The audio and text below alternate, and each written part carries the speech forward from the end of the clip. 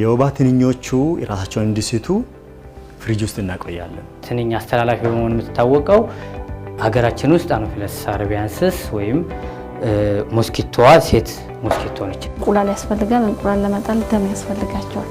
ደሙን ከነዚህ ጥንቸሎች ነው የምንጠቀመው።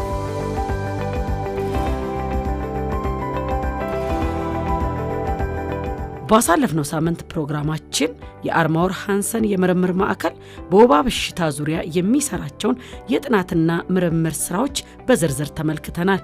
የወባ በሽታን በማስተላለፍ ረገድ ከፍተኛ አስተዋጽኦ የምታደርገው ደግሞ የወባ ትንኝ ነች። በዛሬው ፕሮግራማችን ታዲያ በምርምር ማዕከሉ ውስጥ የወባ ትንኝ ከማራባትና ከማሳደግ ጀምሮ ይህችኑ ትንኝ ሆዷን በመቅደድ ምርምር እስከ ማድረግ ያለውን ሂደት እንቃኛለን።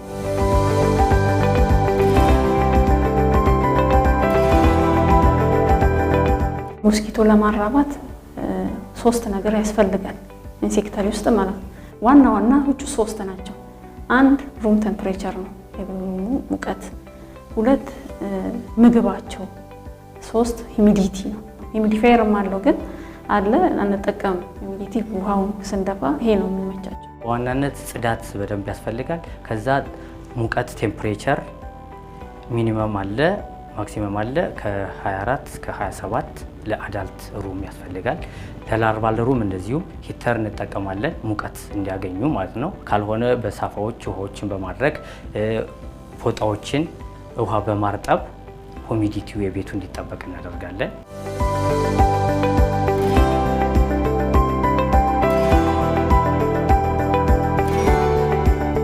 አኖፊለስ አረቢያንስስ ኮሎኒ ኢንሴክተሪ ሩም ነው።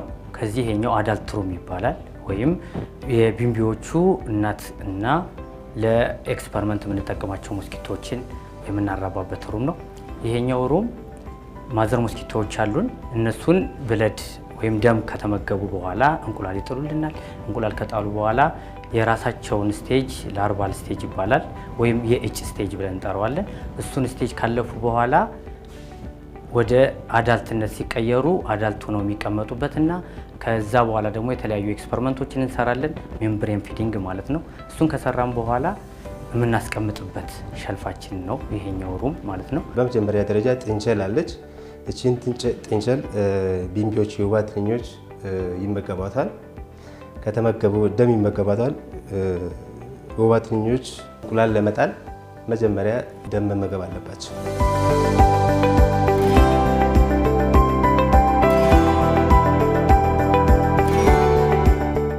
እዚህ ቤት ውስጥ ለሞስኪቶቹ ደም የሚሰጡ እንስሳዎች ናቸው ያሉት። ጥንቸልና ጊኒያ ፒግ የሚባሉ ሽኩኩ የሚባሉት በአማርኛ ማለት ነው። ጥንቸልና እነሱ ናቸው ያሉት።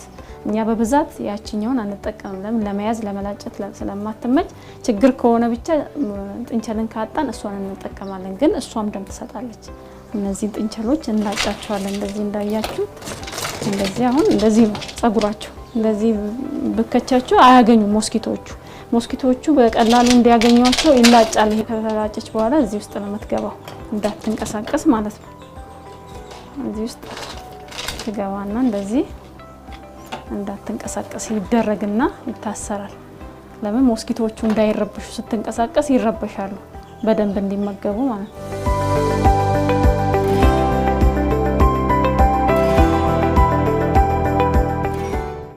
እንዳትንቀሳቀስ ቀስ ተደርጎ እንደዚህ እዛ እዚህ ላይ ይቀመጣል፣ በተላጨች በኩል ማለት ነው። እዛ እንዳገኟት ደግሞ በዚህ ጋር ይስተካከላል። የተላጨ ቦታ በደንብ እንዳያገኙ ማለት ነው። እንዳገኙ እንዲስተካከልና ይቀመጣል። እዛ እነሱም ያውቃሉ፣ በቃ አሁን መጥቷል፣ በቃ ለመመገብ መጥቷል። ደሙን ከመገብን በኋላ ከ3 ቀን በኋላ ደሙን ተመግበው እንቁላል ይጥላሉ። ያን እንቁላል ለመጣል እርጥበት ይፈልጋሉ። እርጥበት እንዲቆይላት ለማድረግ ኮተን ነው ከስር የምናረበው። ኮተኑ ላይ ውሃ እንደፋለን እንዲቆይ 24 ሰዓት እርጥበት ሆኖ እንዲቆይላት። ከዛ ይሄ ፊልተር ፔፐር ነው። ከዛ እዚህ ላይ ትጥላለች ማለት ነው። ከዛ ይሄን ማታ ማታ እናስገባላታለን። እንደዚህ ይገባላታል። ሞስኪቶ እንዳይወጣ እንደዚህ ይታሰራል ማለት ነው። እንደዚህ ከዛ ጠዋት ስንመጣ እንቁላል ጥላለን። ጠዋት እንቁላላችንን ጠዋት አውጥተን ውሃ ውስጥ እናስገባለን ማለት ነው። እንቁላል ከጣሉልን በኋላ በዚህ በኮተንና በጥጥ አድርገን እንቁላል የጣሉበት ፔትሪ ዲሽ አለ። በዚህ አማካኝነት አምጥተን ከእንቁላል አንስቶ እስከ ላርቫል ፑፔ ስቴጅ ፑፔ እስኪሆንበት ያለበት ስቴጅ የመጀመሪያ ስቴጅ፣ ሁለተኛ፣ ሶስተኛ፣ አራት ከሆነ በኋላ ፑፔ ስቴጅ አለ። የፑፔ ስቴጁን ኮሌክት አድርገን ወደ ቢንቢነት እንዲቀየሩ የምናደርግበት የመጀመሪያው ይሄ ላርቫል ሩም ወይም የእጭ ክፍል ይባላል። እንቁላሉን እናጥባለን። እንቁላሉን በዚህ መልኩ ካጠብን በኋላ በደንብ አድርገን ከሊትመስ ፔፐሩ ወደ ላርቫል ትሪ በደንብ አድርገን እናጥበዋለን ማለት ነው። እንቁላሉ ሀች ካደረገ በኋላ የመጀመሪያ ስቴጅ ወይም ፈርስት ኢንስታር ይባላል። እንቁላሉን ካጠብን በኋላ ይሄኛው ፈርስት ኢንስታር የሚባለው ደግሞ ሀች ካደረገ እንቁላሉ ከተፈለፈለ በኋላ የመጀመሪያ ደረጃ ላርቬ ይባላል ወይም እጭ ስቴጁ ነው። ይሄኛውን ከዚህ በኋላ ምግብ እንሰጠዋለን። የላርቫል ፉድ ወይም የእጩ ምግብ እሱ ነው። ይሄኛው የምናያቸው ለላርቬው ምግብነት የሚያገለግል ነው ማለት ነው።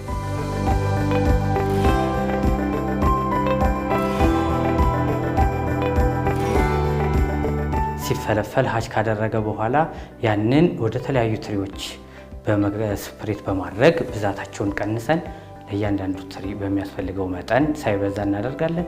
እሱ የመጀመሪያ ስቴጅ የመጀመሪያ እንደተፈለፈሉ ያሉት የወባ ትንኙ እጭ ማለት ነው። እሱ ከዚህ ጋር እናስቀምጣለን ማለት ነው። በእያንዳንዱ ሸልፍ የራሱ ስቴጅ አለ። የመጀመሪያ ስቴጅ፣ ሁለተኛ፣ ሶስተኛ እያልን ወደ ወባ ትንኝነት የሚለወጡበት ፎርዝ ኢንስታር ይባላል። አራተኛው ስቴጅ ይሄኛው ቢንቢነት ለመቀየር የአራተኛው ስቴጅ ነው። ከዚህ ጋር ፑፔ እንላቸዋለን። በተለምዶ ሙሽሪት ይሏቸዋል በአማርኛ ስማቸው፣ ግን ፑፔ ብለን ነው የሚጠራው ሳይንቲፊክ ኔማቸው። በዚህ መሰረት አሁን እነዚህ የተጠቀለሉት አሁን ከ24 ሰዓት በኋላ ወደ ቢንቢነት ይቀየራሉ። ስለዚህ ምንድነው የምናደርገው? ከአራተኛ ስቴጅ ከደረሱ በኋላ እያንዳንዱ ቢኬድ ካዘጋጀን በኋላ አንድ ባንድ ኮሌክት አድርገን እነሱን እንሰበስባለን። ከላርቬው ፑፔዎችን ለይተን እንወስዳለን ማለት ነው።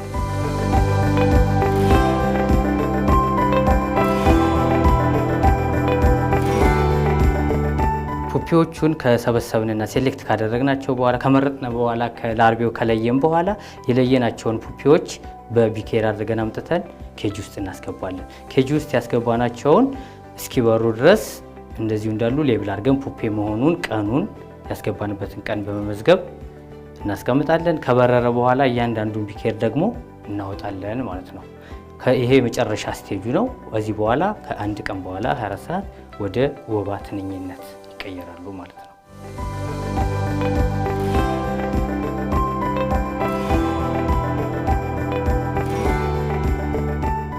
ከወባ በሽታ የተያዘ ሰው ወደ ክሊኒክ ከመጣ በኋላ ላቦራቶሪ ኮንፊርም አድርጎ ይሄ የወባ በሽተኛ ነው ከተባለ በኋላ ደም እንወስዳለን። ፈቃደኛ ከሆነ ያንን ደም ቢንቢዎችን በመገብ እንዴት ነው የሚለውን ሳይንስ ለመስራት አንደኛው ኤክስፐሪመንት ይሄኛው ኤክስፐሪመንታችን ነው።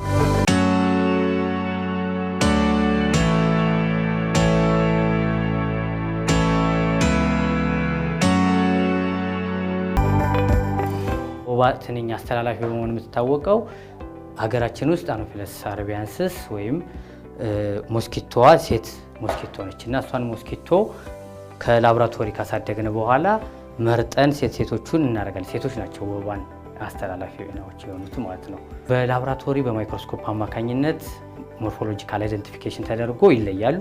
እኛ ደግሞ ከስራ ከልምድ ጋር በመሆን ምንድነው በብዛት በምናይበት ጊዜ ሴቶቹ ፂም ነገር አላቸው።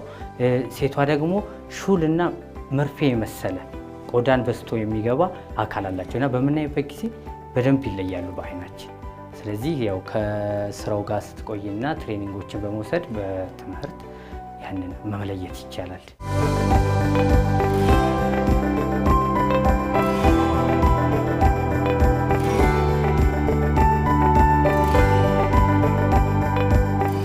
እዚህ ክፍል የሚሰሩ ስራዎች የደም ናሙና መውሰድ፣ ከወሰነ በኋላ ደግሞ ላቦራቶሪ ውስጥ የሚሰሩ ስራዎችን ፕሮሰስ ማድረግ ነው የምንሰራው። ሳምፕሎቻችንም እዚሁ ነው ስቶር የምናደርገው። ከዛ ደግሞ ሞስኪቶዎቹ እዚሁ ዳይሴክት እናደርጋለን። የተለያዩ የላቦራቶሪ ስራዎች፣ ዋናው የላቦራቶሪ ስራ እዚህ ነው የሚሰራው።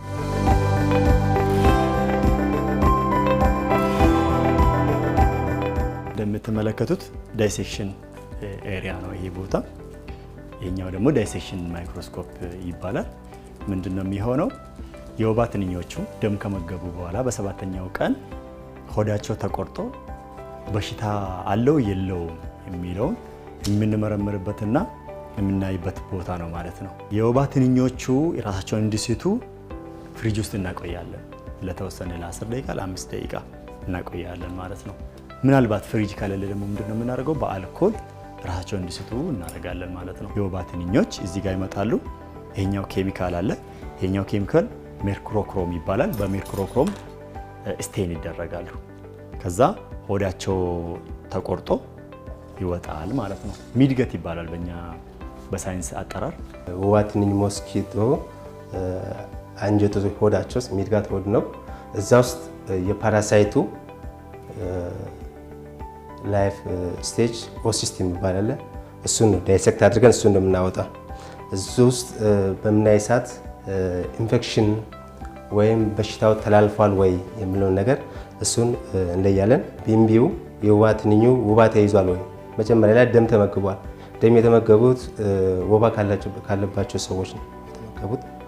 ስለዚህ ወደ ቢምቢው ወደ ወባ ትንኙ ፓራሳይቱ ተላልፏል ወይ የሚለውን በ7ኛው ቀን እናረጋግጣለን፣ ዳይሴክት በማድረግ ማለት ነው።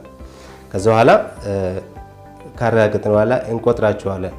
ፓራሳይት እንትኑ ነምበሩ ይቆጠራል። ኦሲስቱ ሪከርድ እናደርጋለን። ሪከርድ ሺት አለን፣ እንመዘግባለን። ያለ ካለ ፖዚቲቭ ብለን እንመዘግባለን። ፖዚቲቭ ከሆነ ደግሞ ምን ያህል አለ የሚለውን ቆጥረን ካውንት አድርገን እዛ ሪከርድ ሺት ላይ እንመዘግባለን። ከዛ በኋላ ከዛ የተረፈውን ሞስኪቶ ምንድን እናደርገው ለ12ኛ ቀን እስከ 12ኛ ቀን እናቆያቸዋለን። 12ኛ ቀን ላይ ስፖሮዞይት የፓራሳይቱ ላይፍ ስቴጅ ነው። አንደኛው ስፖሮዞይት የሚባል ይሄ ስፖሮዞይት ስቴጁ ማለት ያው ወባ ቢምቢዋ ወባ የምታስተላልፍበት ስቴጅ ነው። እንግዲህ በአሁኑ ሰዓት ወባን ለመከላከል መቆጣጠር፣ በአሁኑ ሰዓት ደግሞ ወባን ለማጥፋት የሚደረገው ርብርብ ውስጥ የዛ አንደኛው ሪሰርች አንደኛው ኮምፖነንት ነው። ለዛ አጋዥ እንዲሁም ለመከላከልም ለመቆጣጠር እንዲሁም ለማጥፋት የሚያግዝ የዚህ ጥናት ውጤት ለዛ አጋዥ ነው።